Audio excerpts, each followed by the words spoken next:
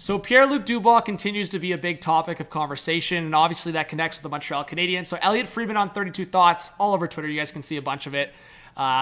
Elliotte Friedman talks about the Habs and Jets discussing a Pierre-Luc Dubois trade, and obviously I don't want to say Dubois' intent because it's not going to be that until he gets to UFA status, but I mean, I think he'll have some control in this situation, and I think he wants to be a Montreal Canadian. I think that's the worst kept secret in hockey right now, or at least one of them.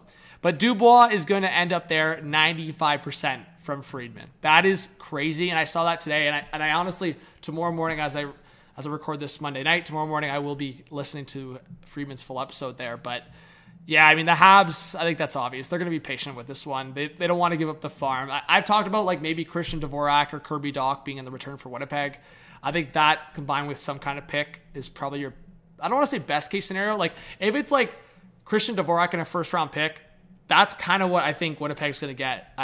To me, I think in a better scenario, I think Montreal has to give up a lot more, but because Dubois and his agent, and there's just been so much smoke around it, and now Elliotte Friedman saying 95%. I mean, there's not much leverage here. Unless the only thing I'll say for Winnipeg's perspective is if they see a scenario next year where they're not in the playoff conversation or they're kind of middle of the pack and they just go, okay, Dubois, if he's on a 1-year contract, this is our rental. We're trading him for a first, a second, and a prospect to a team that's competing for the cup because, hey, we saw teams give up way more.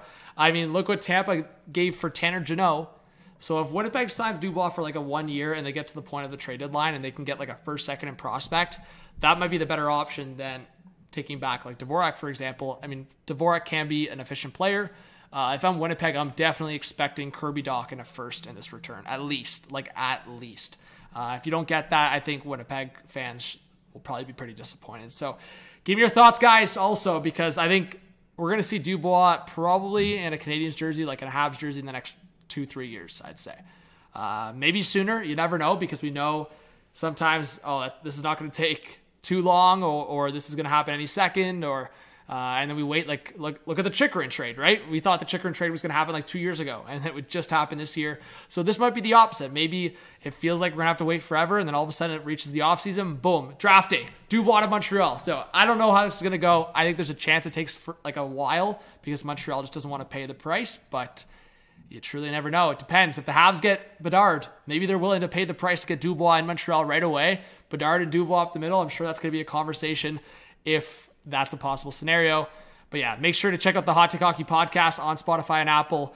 Just more conversations on the pod, of course, with Lucas.